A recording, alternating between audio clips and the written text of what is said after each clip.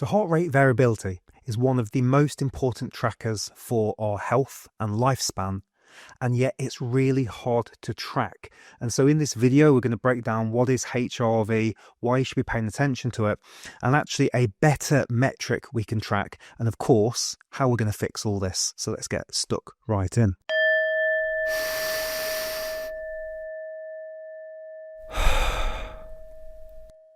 So heart rate variability, what is it? It's the gap between the beats of your heart. Now, I've interviewed cardiologists about this, and they explained to me that we used to think the heartbeat was metronomic. It was quite even and similar. But actually what they noticed once they started to track the intervals between the beats was patients that had a low variability or a metronomic heartbeat were less likely to leave the intensive care units. And those that had more variety in their beats were more likely to recover and go home. And this makes sense. If we think about the heart for a second, it needs to be a good listener. There's so many things happening if we stand, if we sit, if we run, if we're scared, if we're hydrated, dehydrated, warm, cool, all these different things.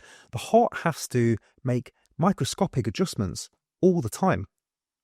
And if the heart is overwhelmed or stressed, it can't pick up on all those signals that are happening.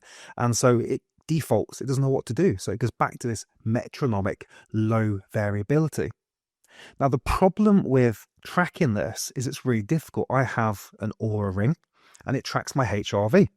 But I interviewed Dr. Alan Watkins, a cardiologist, on this subject. He says it's really difficult for consumer tech to track this because it's not tracking it long enough, deep enough, the equipment's not sensitive enough. And so we end up with these scores, but how accurate are they?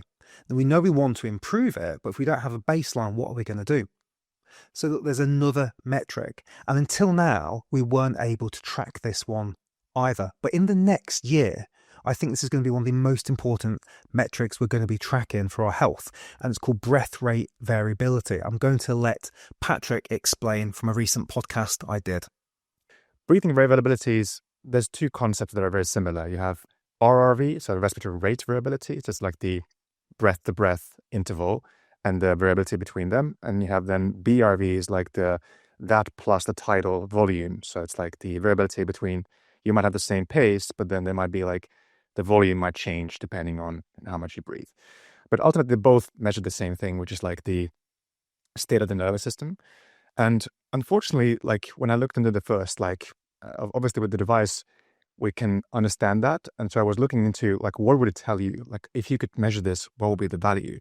And unfortunately, there's just not that much science done on this. I think the reason is that so far, really, if you think about what are the accurate ways of measuring this breathing variability, it really is like, capnography. So you have something in your mouth and you can actually measure accurately your CO2 levels and the rate super accurately.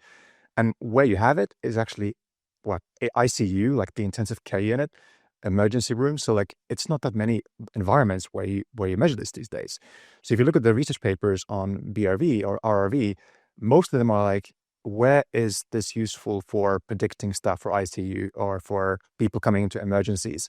And they have noticed, for example, patterns around if you have like on the higher side, it can predict like it'll be easier for you in the intensive care unit.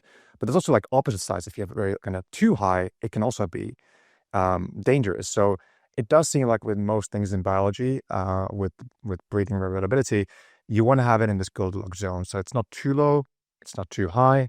It's in this perfect balance where you can actually have this beautiful flexibility of the breathing rate. So where there's no rigidity, which happens if you have too much like this cadence that is very rhythmic, too rhythmic basically. And I guess the big question here is like, if you start looking at this same metric for healthy people in their day-to-day life, what would it tell you? And there's only some glimpses. There was one paper done with meditators, and they looked at like if they had like way higher breathing variability than normal people, like there's monks and so forth. And it seems to suggest that there's something similar to HRV here going on, where having this flexible, a little bit higher side, but not too high, BRV would then be a great marker potentially for understanding the state of the nervous system. And the good thing about it, as you very well know, is that it's a bit more leading indicator. So HRV tends to be bit lagging. It happens afterwards.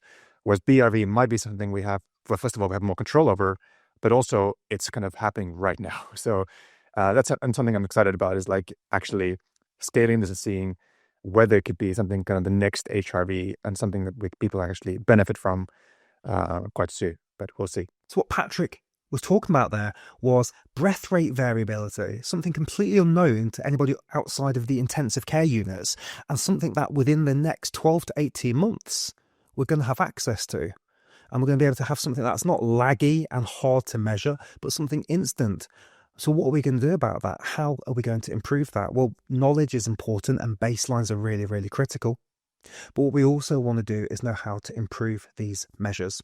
Now, out of all the research I've done over the last few years, I know breathwork gets very, very complicated and conflicting, but I think one thing almost everybody would agree on is the importance of coherence breathing between sort of 7 and 3 breaths per minute, ideally an equal breath. And this seems to be one of the best ways to improve our heart rate variability and most likely our breath rate variability. So what's the minimum effective dose? Well, ideally, and this again has been multiple experts like Dr. Alan Watkins, Tom Granger from Aria Breath, I think Dr. Brown have spoken about this, about 20 minutes a day of light, gentle coherence breathing. 5 seconds in, 6 seconds in, 5 or 6 seconds out. You can get into all the fluff later about getting my own resonant frequency. Actually, I think for most of the benefits, we just want to breathe around 5 or 6 breaths a minute for about 20 minutes. So until this beautiful tech comes out and we can start to learn more, what can we do in the meantime? Do some coherence breathing. So I'm going to link you to a video which we're going to pop up in a second. And I would love your comments down below. How did you find this? Would you like more content like this? Could we explain more in the future? So try the coherence breathing and let us know how you find it. And we'll see you very soon. Cheers.